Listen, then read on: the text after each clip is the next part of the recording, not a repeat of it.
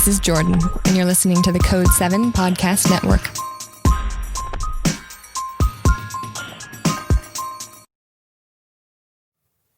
Warning. This episode contains the 3 A's of podcasting: adult content, adult language, and awesomeness. You've been warned.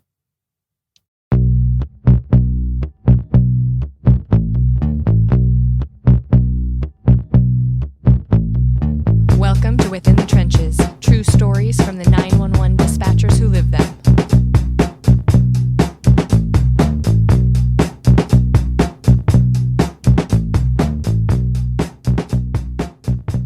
Hey, what's going on? This is Ricardo with the Code 7 Podcast Network, and this is going to be episode 335 of Within the Trenches, true stories from the 911 dispatchers who live them. This episode is sponsored by IXII as well as Rapid Deploy, and this is a week later. Well, actually, it's July 16th, 2020. My big announcement comes out the 23rd, but because this episode is going to air after that announcement, I can go ahead and say, because everyone knows already, that I have gone solo. I am now independent, and I am running Within the Trenches Media, and I'm doing the podcast full time. It's weird to say this right now because I haven't really announced it yet, but I'm announcing it right now, and my guest is hearing this as well for the first time, and I'm going to bring her on here in just a moment. But I just want to thank everyone for the continued support, and to be able to venture off on my own to do this full time, and to be able to say that, you know, IXII is the first major network sponsor of the Code 7 Podcast Network, and partnering up with myself as Within the Trenches Media to do this, and as well as them being the first diamond sponsor for the Dare to Be Great conference that's coming out in October 6th through the 9th, 2020. Woo, that just made it so real. But it's awesome. So again, thank you so much, everyone, patrons, supporters, sponsors, everything.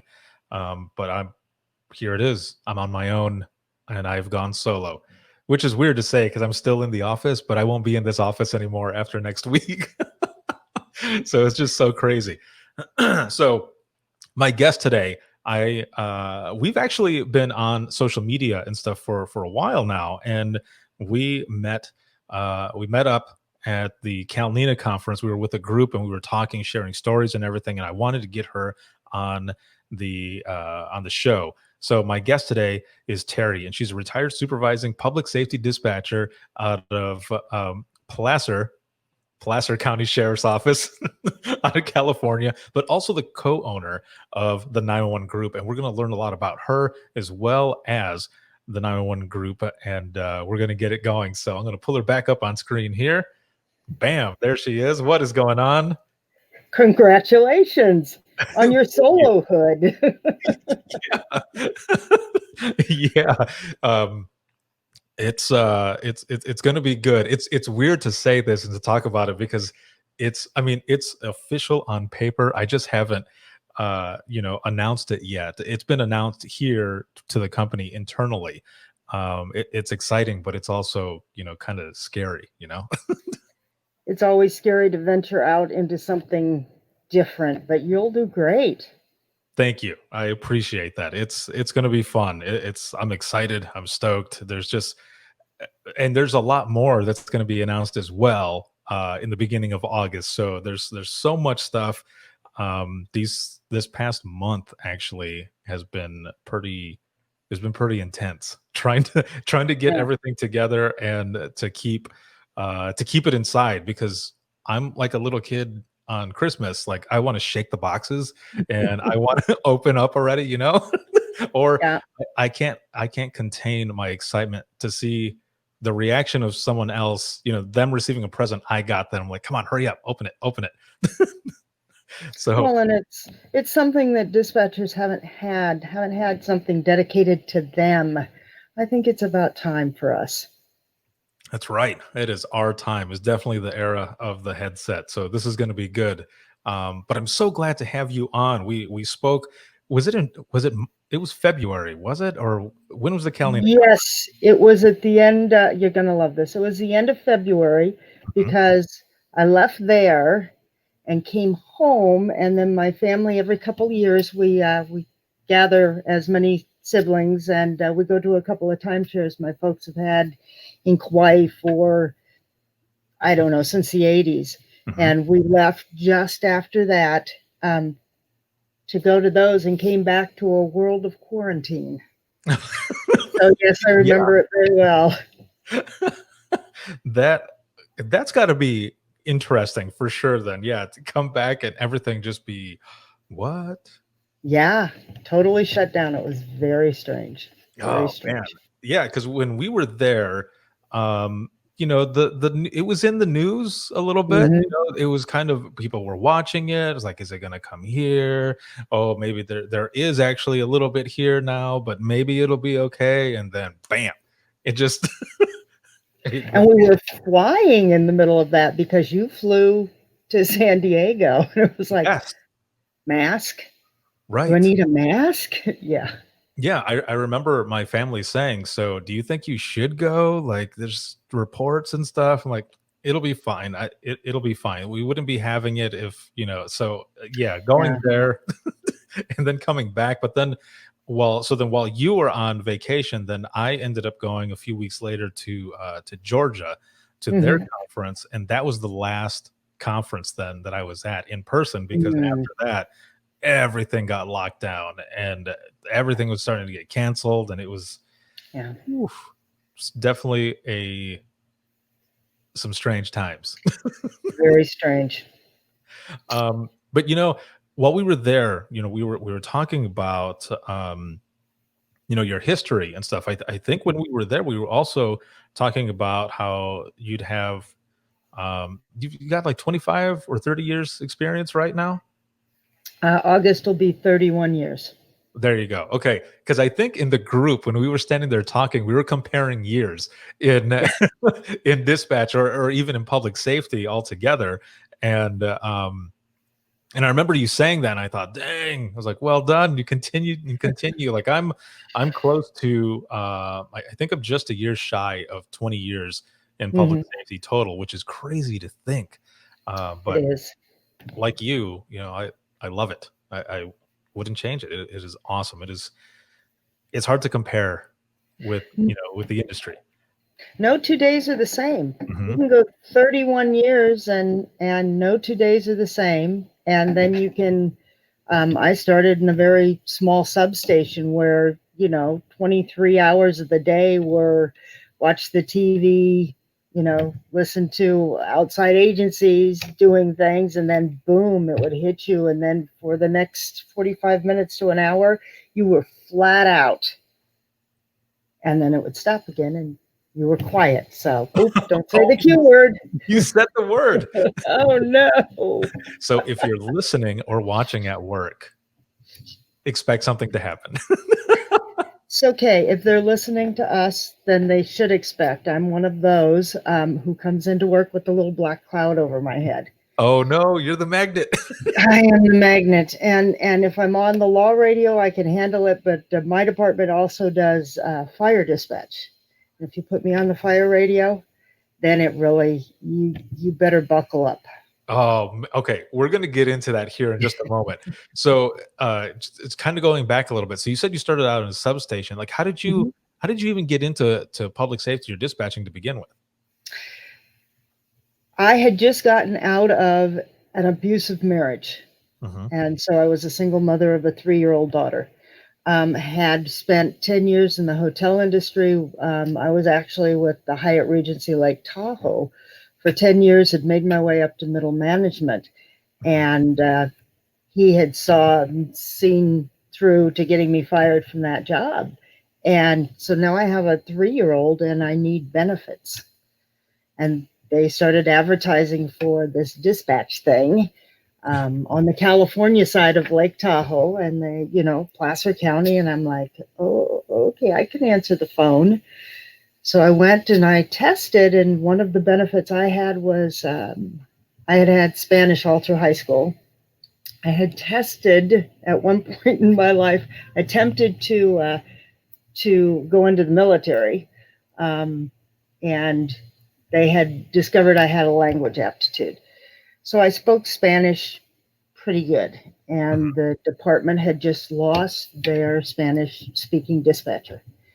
So I was hired, asked to come to work 2 weeks early, and had not a clue as to what I was getting into. Absolutely no idea. Man. But it had benefits. Yeah, well, It had benefits. Right. Yeah, for sure.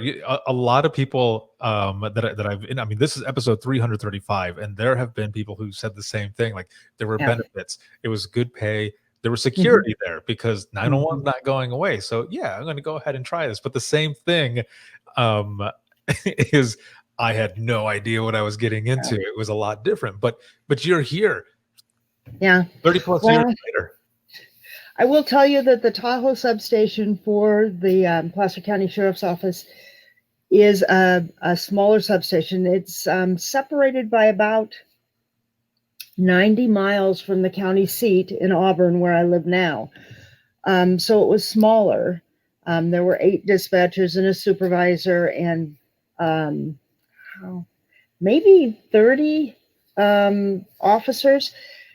And I look back at that and I think, especially in my training 30 years ago, and I probably speak for a lot of people who trained back then, it wasn't really pleasant. And it got to the point where I wasn't going to let them win, so to speak. And I really think if I had been any place larger, I probably would have failed out. So I give a lot of thanks to that it was a small agency. And it didn't hurt me either that the captain that hired me went on to be our sheriff for 22 years after that. So, oh, nice. You know, and he was a great guy, but his wife was a dispatcher. So that was the one person I can tell you that it was constant, including our new sheriff, who came up to the ranks behind him. They have always appreciated their dispatch staff. That is always good. I mean, there's nothing better than having those at the top recognize everyone in dispatch for the job that they do, because they're not just answering the phone. There's so much more that goes into it. So that is always good to have that. Now, you're first starting out. What is that like for you? Like you get in there. I mean, did you do any types of sit-alongs? Like, did you check it out before, or did you just jump right in and there you are? Yeah, just jumped right in. In fact, they hired me, as I said, 2 weeks early so that I could help the record staff at the time get caught up on some of the things that they needed, some of the paperwork. And that was my first exposure to local law enforcement. My dad had worked at that funny building out of Langley when I was a kid, and to this day, no idea what was going on there. But they put me in records, and one of the detectives at the time, who was a self-described wild and crazy kind of guy, said, "Oh, this is the new girl." Here I am, I'm 31 years old. And he says, "Is this a new girl?" And they said, "Yes." "She speaks Spanish?" Yes. Next thing I know, I'm in an undercover car going about 110 miles an hour down the main road so I can go translate an interview with a suspect. And I'm like, oh. No way. Yeah, and got me back safely. This guy was a maniac with his driving, but got me back safely. And they said, "So, you still want to stay?" Okay. So that was my very rapid exposure to law enforcement. Oh, man. And that's before I ever got into dispatch. Oh, okay. Yeah. So that's just that's a couple of weeks before you go in, right? Because you're doing the stuff with records, and they realize you have other abilities and everything and take you out there. So, dispatch centers now, and I don't know if you ended up doing this later on, but a lot of times dispatch centers, when they're doing their beginning training with dispatchers and call takers, they have them do a ride along. Mm-hmm. That was your ride along. Yes, that was my ride along. It was, yeah, pretty insane. I didn't even know that pretty cars awesome. could go that fast. I But have I have some pretty funny stories with I had 3 ride-alongs, and but that is way more than what I did. That is amazing. That is pretty awesome. there, I yeah, that I happened, didn't have anything like that. that happened a couple times, and remind me later on, and I will tell you the story. We had a detective who was shot and killed. Going on, it'll be 6 years. Mhm. This year, and he was the other person that took me out of the dispatch center to go on scene to translate a suspect interview, and that's a pretty funny story too. But Oh, man. the training in those days was pretty much, as you probably experienced: sit down, shut up, and learn what I'm trying to pour into your head. Um, and if you look at training now, we didn't have a third to learn then that they do now. And I swear that the glazed look in trainees' eyes come when you rip back the skull and you try to pour all that knowledge in. Right. Back then it was, you better be taking notes, you better be doing this. The substation dispatch for, let me see, at the time it was four or five fire districts as well. I had no exposure to that.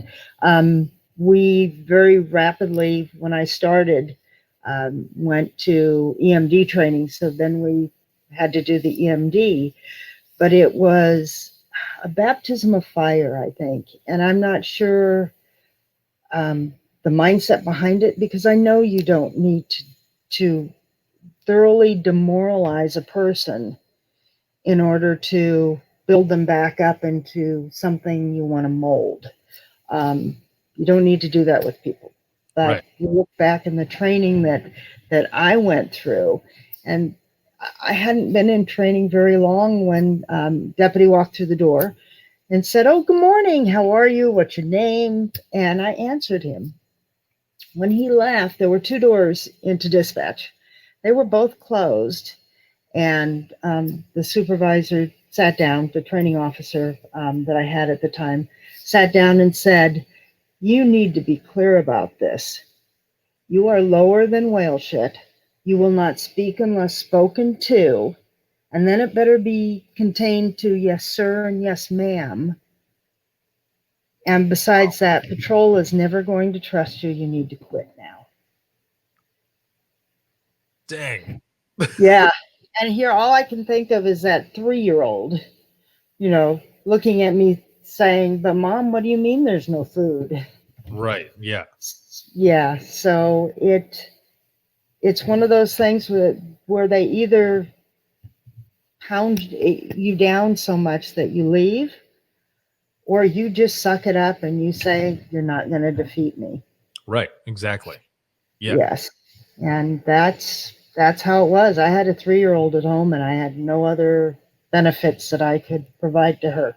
So I sucked it up. Man. So in comparison, and Mhm. not as harsh, but even in 2001, when I started dispatching in Central Florida for a small police department, Mhm. my first night was it was a midnight shift. It was Mhm. from 10 p.m. to 6 a.m. I went in there with my trainer. He was, I don't know, had to be in his early or mid 70s or so. Very seasoned, but a funny Mhm. guy. But he took that first 911 call, and this is after he showed me everything that was in the room. He took that first call, and then he looked at me and said, "Now it's your turn." And I remember Mhm. thinking, there's got to be more to this. I'm a little more animated about it when I talk about it, but really in my head, I was kind of freaking out because I thought, I Yeah. don't know anything about this shit. And there's nothing else. And I remember him telling me, in order for you to really understand and do this, like we learn on the job. I'm like, Right. okay. And that first call, luckily, wasn't anything. And about a week or so later, I did take a basic dispatcher's course, a 40-hour one. But even that was something else. But definitely not as harsh as what you went through, but just similar where, just being thrown in right away. And then later on at the last dispatch center I was at, we had 3 different trainers, but they all trained different. Yeah. And there wasn't really like a standard.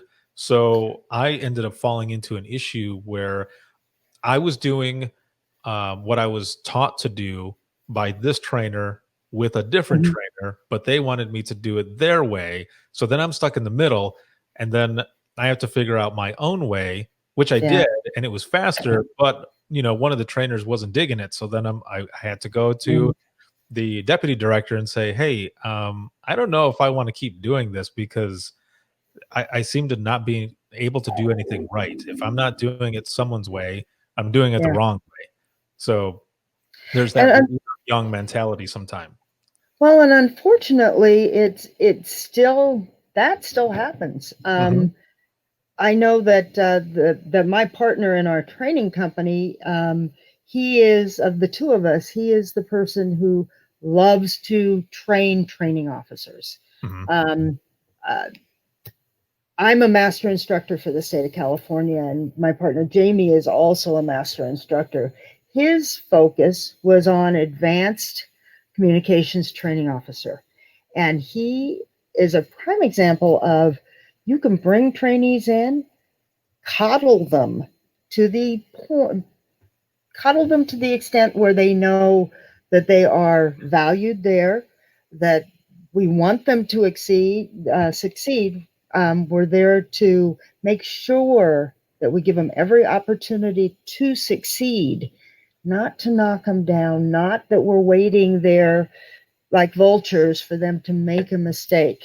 Right. And I don't know about you. It sounds like it was the same, but it was years before I felt secure enough in the job to really become what I think was an asset to my department. I was eager. I wasn't young. I had a lot of life experience behind me, but I was very eager. We were still in uniform in those days. So one of my first paychecks um, had the uniform allowance on it. I ran down, and from Lake Tahoe, where we had to drive all the way into Reno to Mhm. get a uniform. And I did that. And I thought, okay, about 3 weeks into the dispatch part of this, I showed up in uniform, and I was so proud of myself that I had been able to do that. Um, I was shot down pretty heavily for having the unmitigated gall of assuming that I could wear the uniform Man, before I had been given permission to do that. And I can say this because that particular trainer left the department many, many, many years ago, and it was probably one of the best things that happened because I think back to those days and think how many really good dispatchers did we lose because of the attitude that we had? very true. Um, yeah. It's So, it's crazy to think, but so the the police department that I started at, things ended up changing there. Like that I guess kind of like you were saying, it took a little while for you to finally feel like you were, you know, um really doing well and a part of the yeah, team, all of that. I went through that at the police department. They're like halfway through, and then I finally I got to a point where it was like, I don't give a shit anymore what they think. I'm yeah, gonna do what I'm doing, and yeah, the chief is fine with it. If he has a problem, he's going to tell me.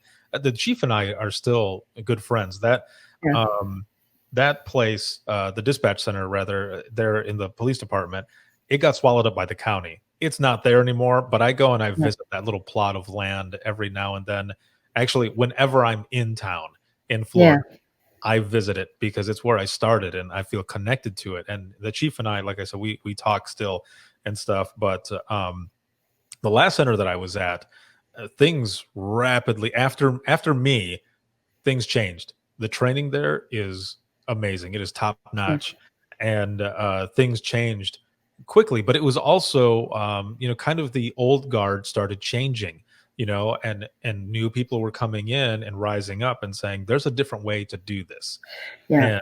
And in training and in keeping people, and let's not eat our young. Yeah, there's still some places that are like that, but training is Yeah. a lot better now, especially from all these episodes that I've done and what I hear about. And I Yeah. think maybe that might have been why you wanted to move up and be a supervisor, Mhm. or start training and everything, because of what you dealt with. You wanted to show that there was a different way.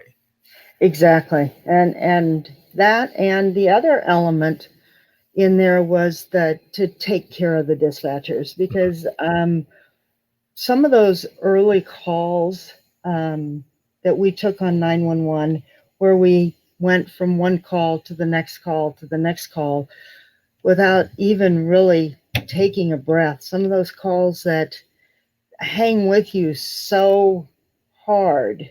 One of my proudest moments was I was out of training. I was on my own, and I had one of the deputies who was pregnant. And at that time, if you were a pregnant female deputy, you were assigned to dispatch. Mhm.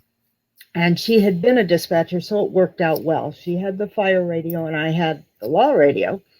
And for our little department, it was huge when the deputy field initiated the dead body behind a biker bar. Mhm. And probably the one and only time I was able to use the penal code section for, dead body on my computer. But it went on and they were investigating it. And I had been trained very well.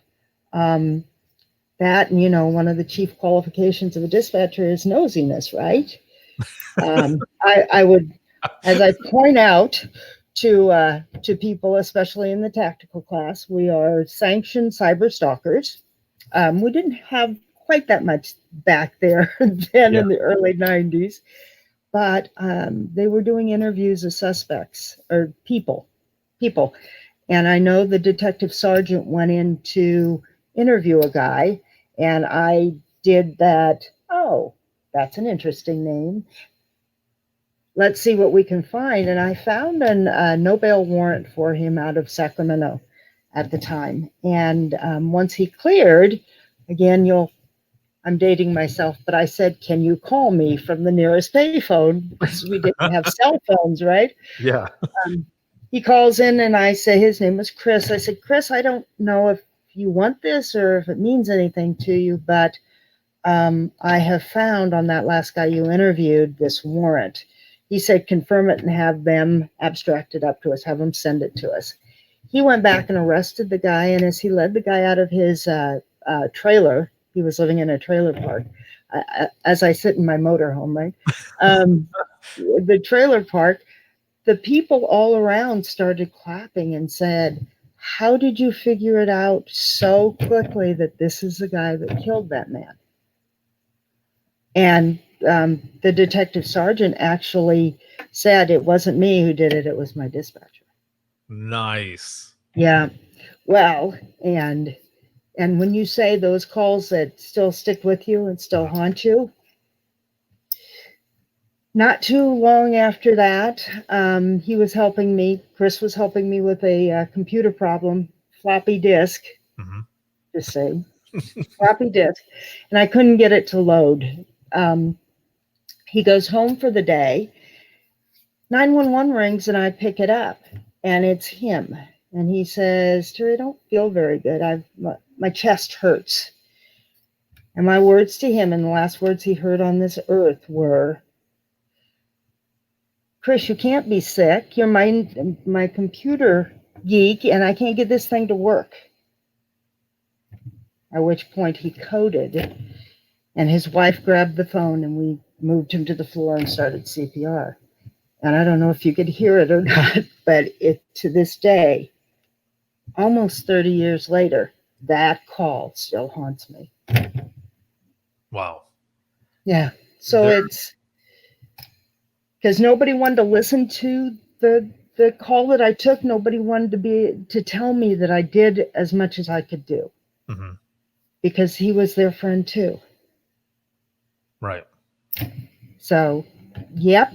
And you didn't want to have a heart attack and have to call Placer 911, because if you got me, it would be like for a long time. Now, was there any debriefing or anything? No. In fact, my department was pretty good in those days about critical calls and including us in the debriefings. In fact, we got in trouble for broadcasting the kind of Doritos the guy who robbed the 7-Eleven store had taken and stuck in the car. So we were part of all those debriefings. This particular one, no, we didn't, and we never did. And you talk about how stress affects you. I had, you're gonna love me. I'd gone through high school in the South Pacific. Don't know why exactly we were down there, but Dad moved the family for whatever work he was doing down there. So I went through high school in the South Pacific. I contracted rheumatic fever, so I had the subsequent heart valve infection that you get from rheumatic fever. I had just gotten over all that. I was probably a size 2. Believe it or not, I was about this big around at the time. And so I was coming out of that. I relapsed. After the detective sergeant died on 911 with me, and I had to be out of work on IV antibiotics for 3 weeks after that. So when you talk self-care and you talk to somebody great like Adam Tim, who says, take care of yourself, you have to. You just have to. You have to know yourself. You've got to know those triggers. I didn't. I had no idea. I just knew I wasn't hungry and I was angry at the world. Right. So that earned me discipline and a test in a bottle that's highly embarrassing when you have to go in there with a female coworker to give the sample for that kind of test. But right. And yeah, that it's hard. That's hard to go through. You know, I can compare only in a loss of, you know, a sergeant that was really good friends with, and you know, he would come in. This was when it was the only time that I was working mornings, was when I very first got promoted to be a supervisor. For whatever reason, nobody wanted that one spot, and I was, you know, the low person on the pole, so I had to take it. And I had been working midnights all throughout my career, so switching was pretty hard for me. But he would come in, Sergeant Tatro. He would come in, and every morning we would drink coffee, and he would tell me, don't put any of that, don't put any shit in it, just give me my coffee black. And I remember him saying, have you ever had your coffee black? And I was like, just straight up, I was like, no, not really. I guess maybe once, but I didn't really dig it. Well, because of him, I started drinking my coffee black. It was, I don't know, maybe it was because it was something that him and I did, but he had come in, I think on like a Tuesday or something, and he said, I'll see you on Saturday. And I said, all right, man. I said, I'll make sure to have the coffee hot and waiting for you. And I go in Saturday morning for the shift. We started at 4:30 in the morning. So supervisors would have to go in at 4:30. It was actually a quarter after 4 because, you know, we'd have to get briefed and all. And so it was 4:30 to 4:30. But I remember going in and walking up to the supervisor that was on at the time, and he and a coworker were throwing, I think, a foam ball back and forth because there wasn't anything going on at the time, I guess. Yeah. And I asked him, I said, "So how'd the night go?" And he stopped and they all looked at me and he says, "Are you joking?" And I said, I'm not joking. Like, why would I be joking with you?" And he goes, "Well, Tater passed away." And I said, "Shut the hell up." I said, "Are you for real, man?" And he goes, "Nobody called you?" And I said, "No, no one called me." I said, "Are you joking?" And he goes, "No, I'm not. He passed away last night." I was like, "You've got to be kidding me, man." And I kind of lost it there a little bit, but then I also pulled myself Mhm. together because I remember my team is coming in, and I don't know if they even know about it. One of them did, and she came in anyway. The other one didn't know, and so that was hard. You know, Yeah. you go through that. We we had someone come in later that day, who was a good friend of mine. His name's Matt. He's out of Kent County in Michigan. He comes from dispatch. When he came in, he he didn't talk to us, just kind of observed us, um, and then talked to us a little bit after that. It was pretty busy that day. I think it was Yeah. a good thing that it was busy because we were able to get through it. But when he talked to us, it wasn't really a debriefing or anything. He just kind of was talking to us the way you would talk to any other dispatcher or call taker. It was later on with the program that we had with the county that they sent us a counselor, and the first thing Mhm. the guy says to us is, "Well, how does that make you feel?" I'm like, "Yeah, I don't want to talk to you."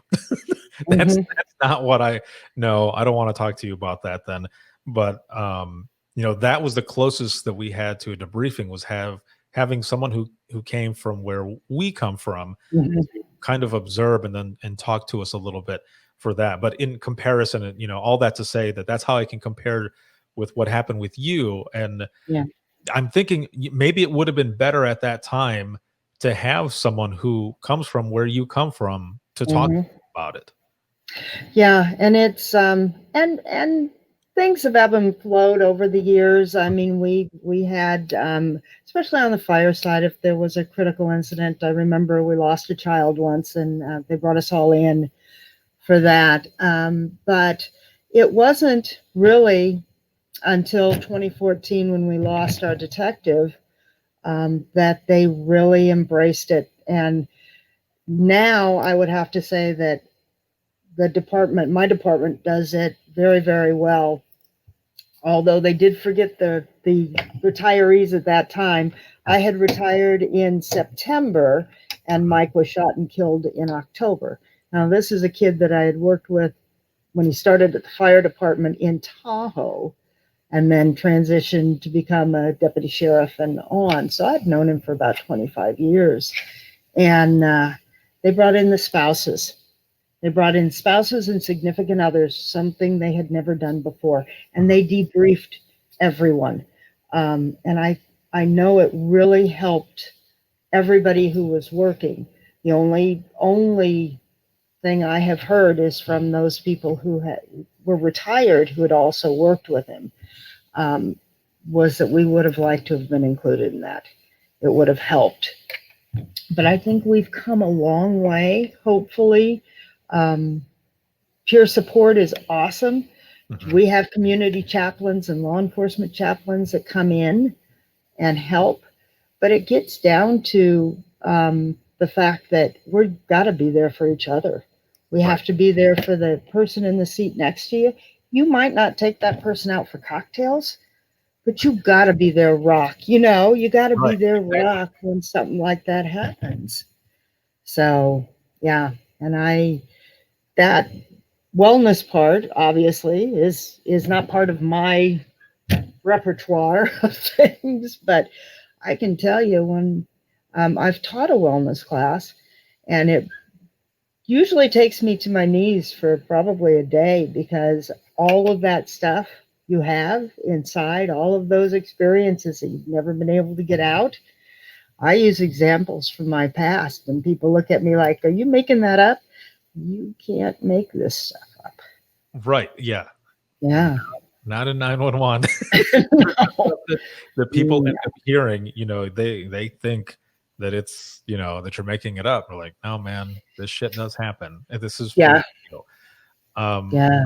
so with all of that, with all of your training, the experience, everything that you've been through, this incident, with a good friend who, you went through this, on this call, and I can tell, like you were saying, I can hear it, I can see it, Yeah. and vice versa, me talking about, my friend, yeah, I had to pull it back Yeah. there a little bit, but it stays there. But also talking about it too, that is a big help. And I tell people, that's Mhm. the first step is talking about it, because then once you get it out, you're able to manage it as well. But with everything that you've done, and was that part of some of the reason why you wanted to become a trainer and move up to a Yes. supervisor and do more like that?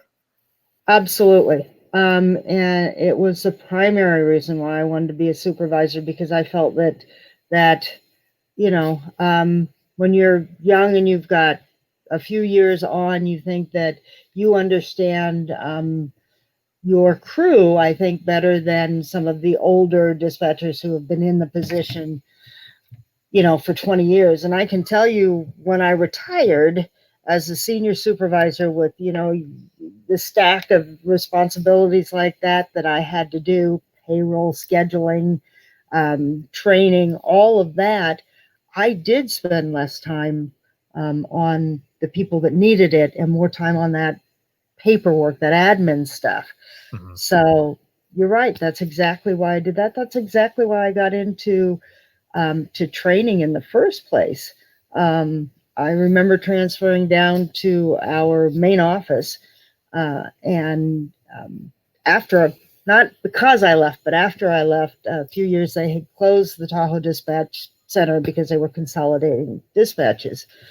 But I went down and I transferred down as a supervisor. Now, if you don't think that was a little hard to get the acceptance of that established group, but I was sitting in a senior meeting, as they called us, senior dispatchers at the Yeah, time, yeah.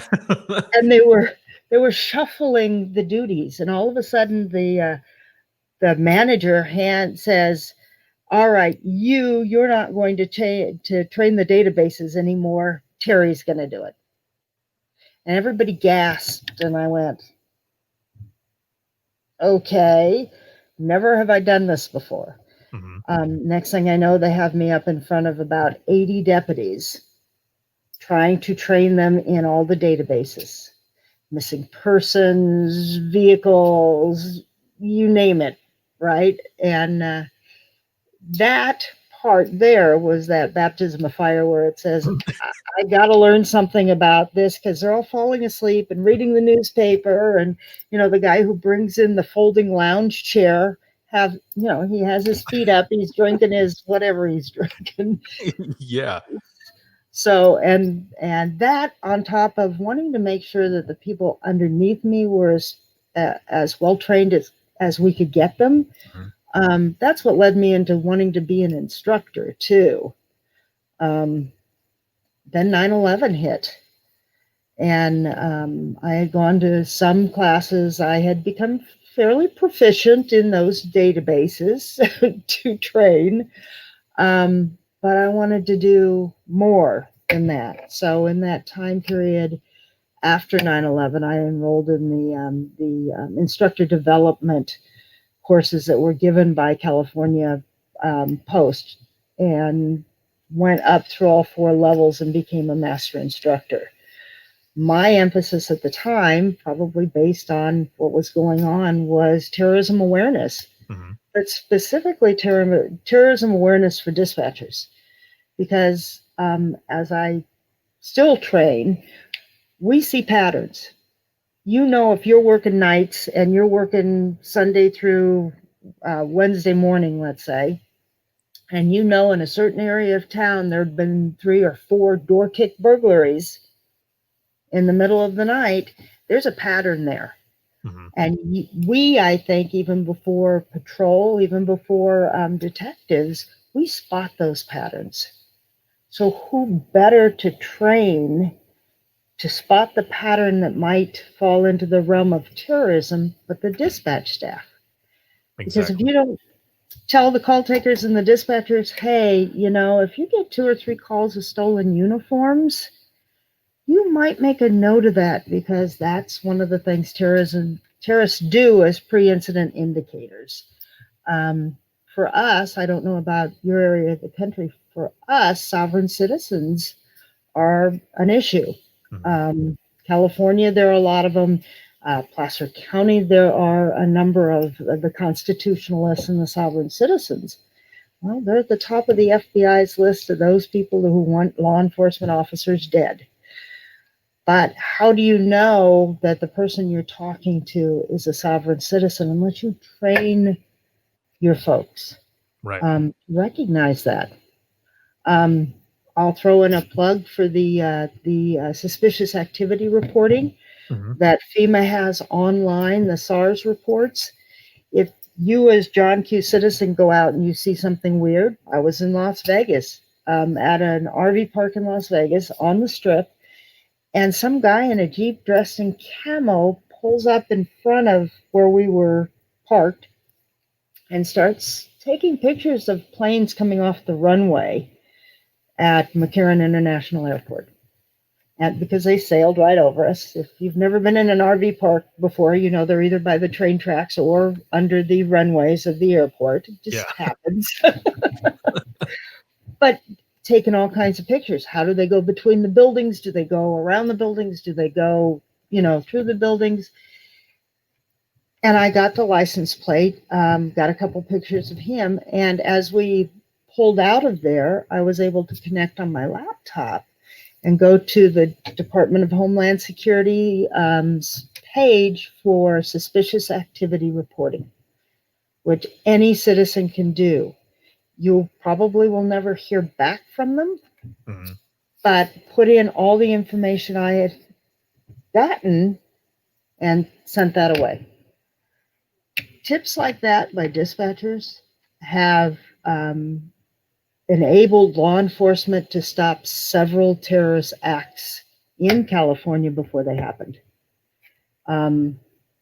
There was one in Fresno where a very suspicious U-Haul trailer, and they were buying, a couple of guys were buying every propane tank they could find.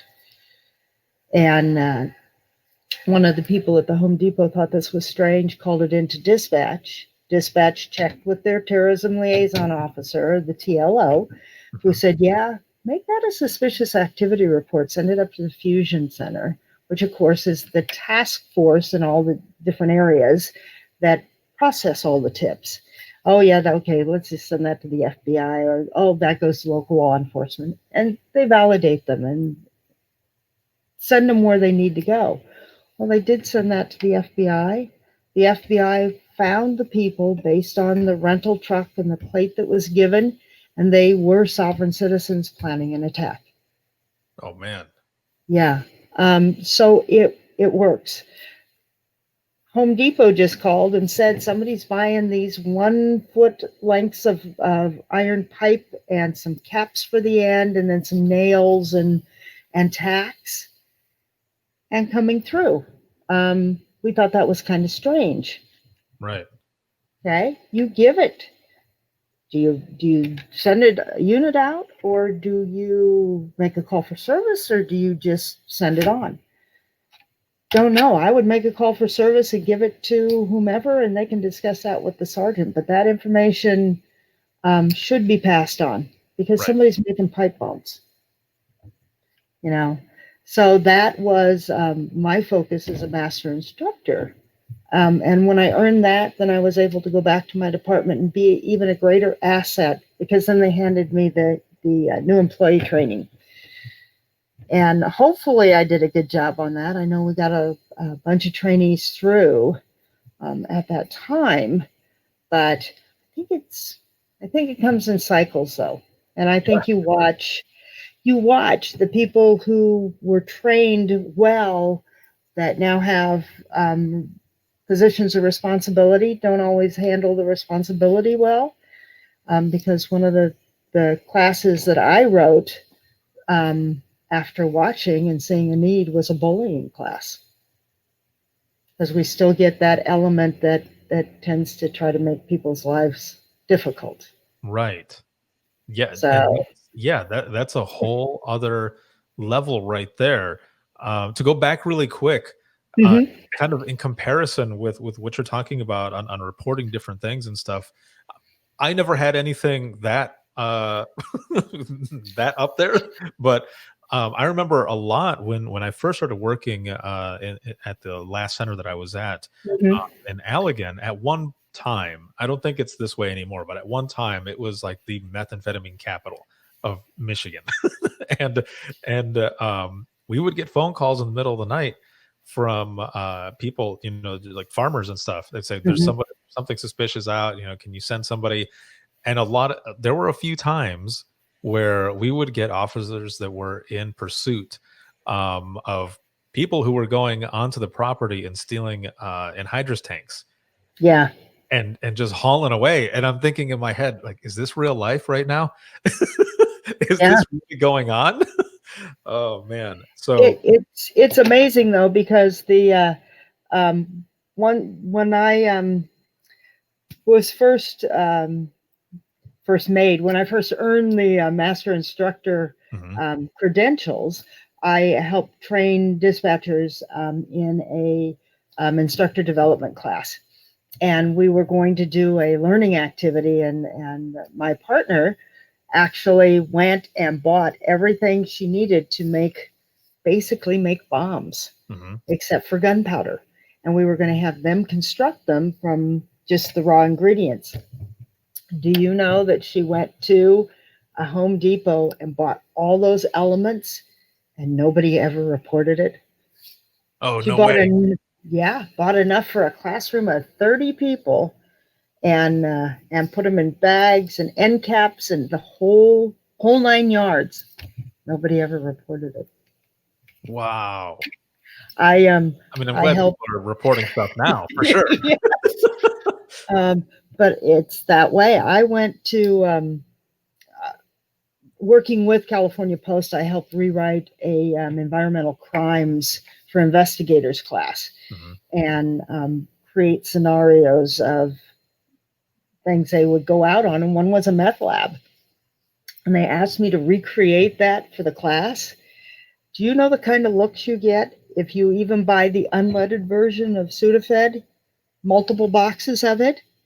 Because I'm buying these to set up in a lab, and I'm showing my ID going, really?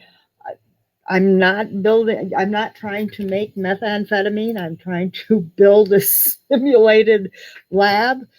They really look at you funny. Oh, of course, right? Because then they're like, "Well, wait a minute. Why are you telling me this? Maybe you're just trying to throw me off." Yeah. Like, what is I this, Breaking Bad? See, look, here's my ID. See, I'm right here. Oh But man, yeah, that is that, funny.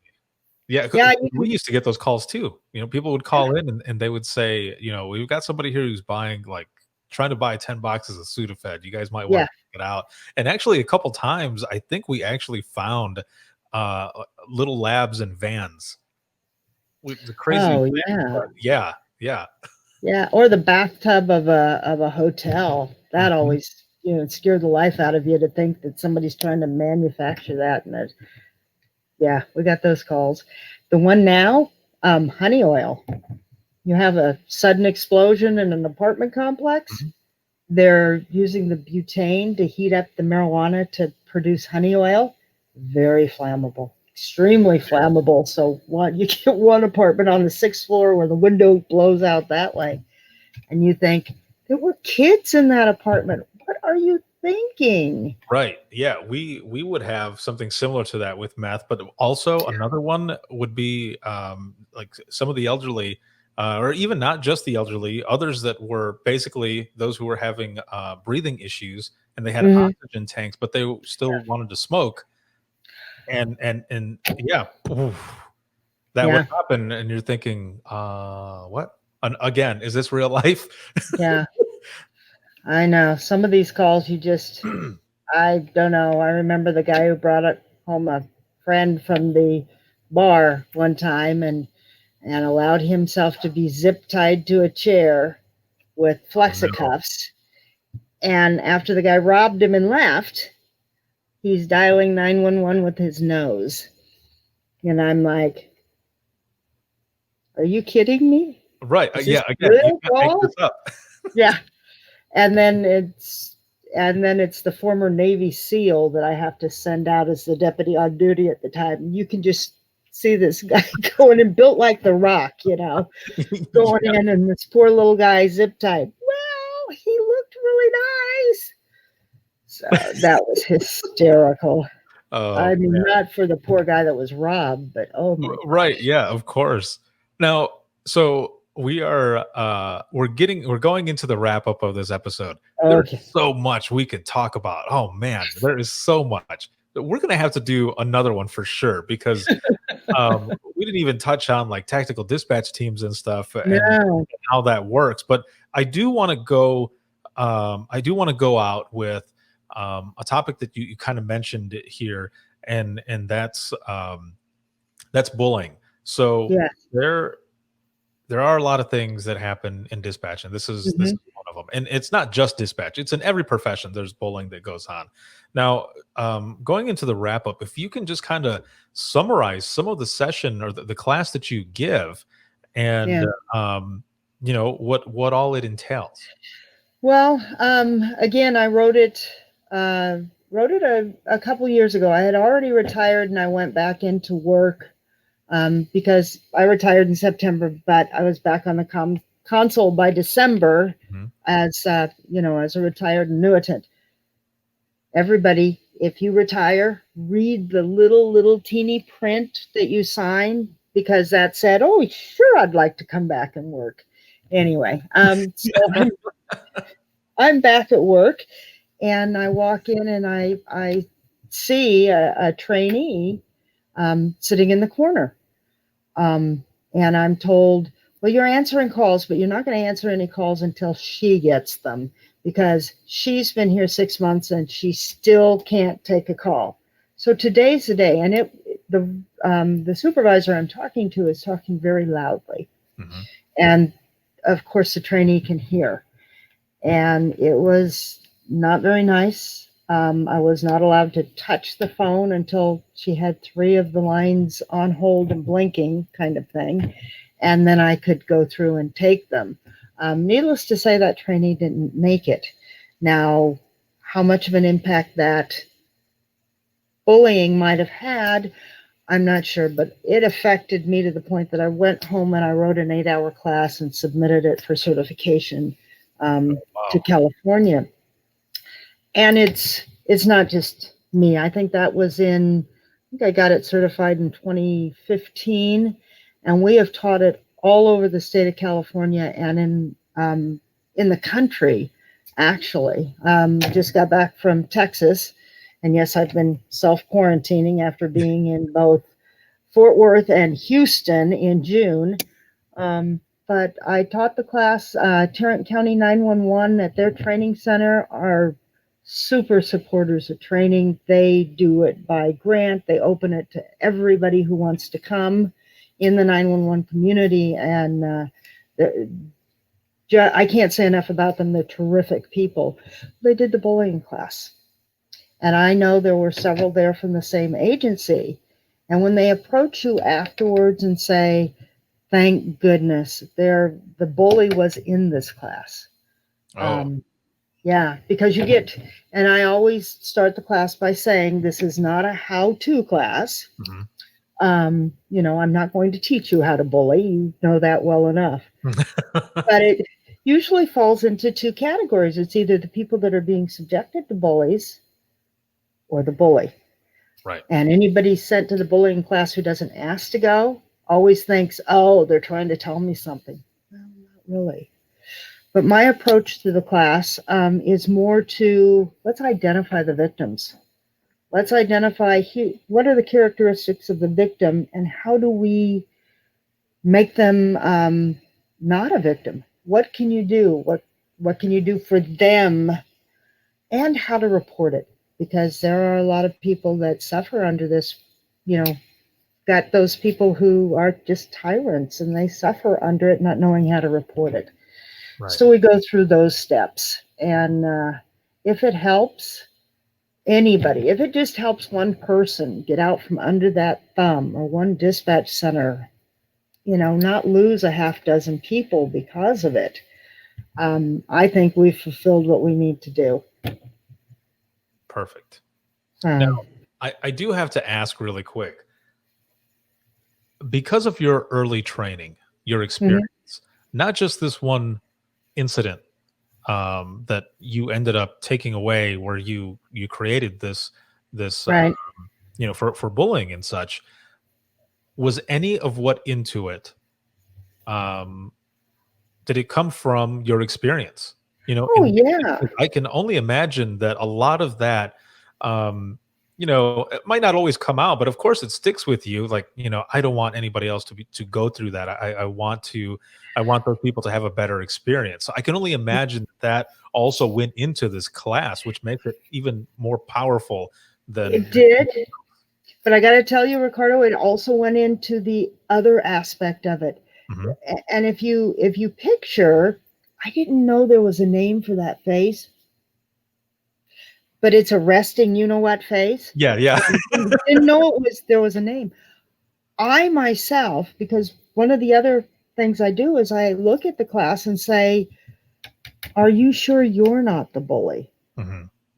Because I would walk into work, particularly just before I retired, arm full of files, set them down on my favorite console, and it's like, nobody better be sitting there. Terry's coming in. Right. Because it's closest to the manager and stuff, because I knew I would have to go in there about scheduling or whatever. Yeah. And I would not make eye contact, and I would look at the floor, because I also did all the scheduling, processed the vacations, did all their time cards. And I knew somebody would be jumping on me when I walked in the door. Did I get that day off? Or have you tried this?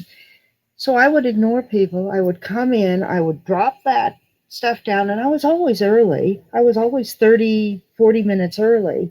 And then I would go into the assistant manager's office and see what, shit show was there for the day. Yeah. But what I didn't realize is I was setting myself up as the bully. I was not approachable. Nobody wanted to be in the room with me. And then I would sit down, and I'm supposed to be their supervisor and coworker. And apparently, in order to shift gears at that point in time, like between doing all this paperwork and somebody saying, Terry, can you get a tow truck for me? I would heave a great sigh.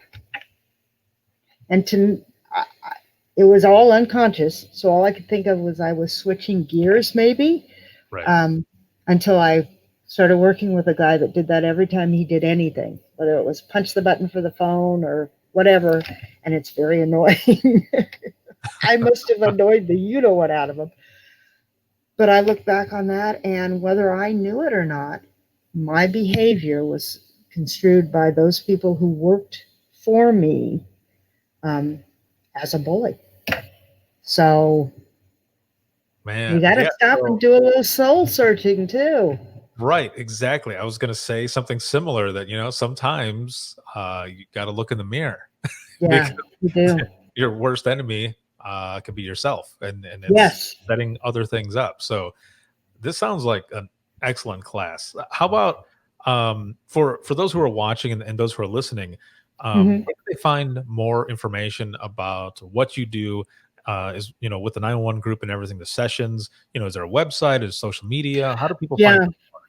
The website is actually IXII Group, all run together, lowercase.com.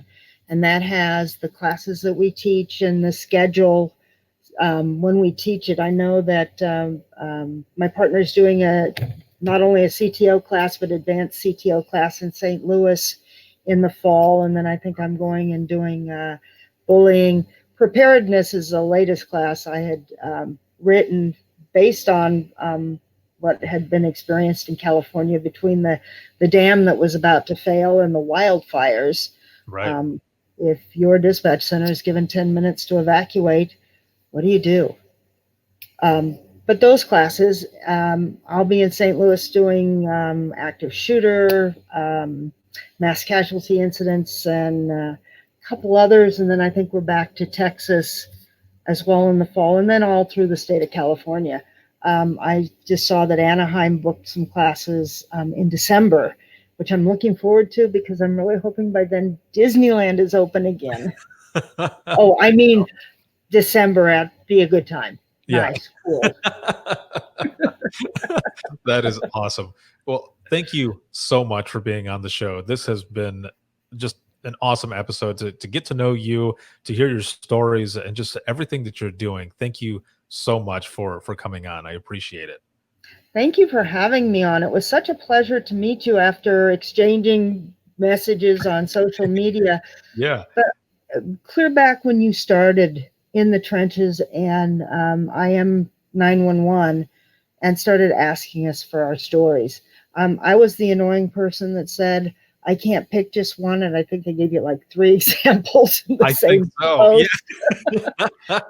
But you have done so much for the dispatch community, so much that we needed. Right now in the Senate in the state of California is the bill to make us first responders. Mm-hmm. And I'd really, really like to see that happen. It's been an amazing experience, and there's no stopping. It's continuing on. I'm going solo. So this is really good. So again, thank you so much for being on. Excellent. For those who are watching and listening, if you have any comments, questions, or you want to be a guest on the show, you can email us, and that's going to be wttpodcast@gmail.com. You can follow us on Twitter, and really quick, I can throw this up here. Again, that is wttpodcast@gmail.com. You can follow us on Twitter. That is @91podcast. You can like us on Facebook. That is facebook.com/Within the Trenches podcast. This episode and live broadcast has been sponsored by In Digital as well as Rapid Deploy. And this show will always be free. However, if you are looking for any bonus episodes, early access, ad-free episodes, as well as swag, discounts to the store, t-shirts, all kinds of stuff, behind the scenes series, you can head over to patreon.com/WTT podcast. I wouldn't be able to do everything that I'm doing without sponsors, the support, and as well as all of the patrons. Thank you all so much for all of it. This episode can be viewed on Facebook as well as YouTube. And for the audio, you can hear this 24/7 on Apple Podcasts, iHeartRadio, Spotify, your favorite podcasting app, and withinthetrenches.net. Thank you all so much for everything. And this is the new norm. This is going to be awesome. Have a good one, everyone.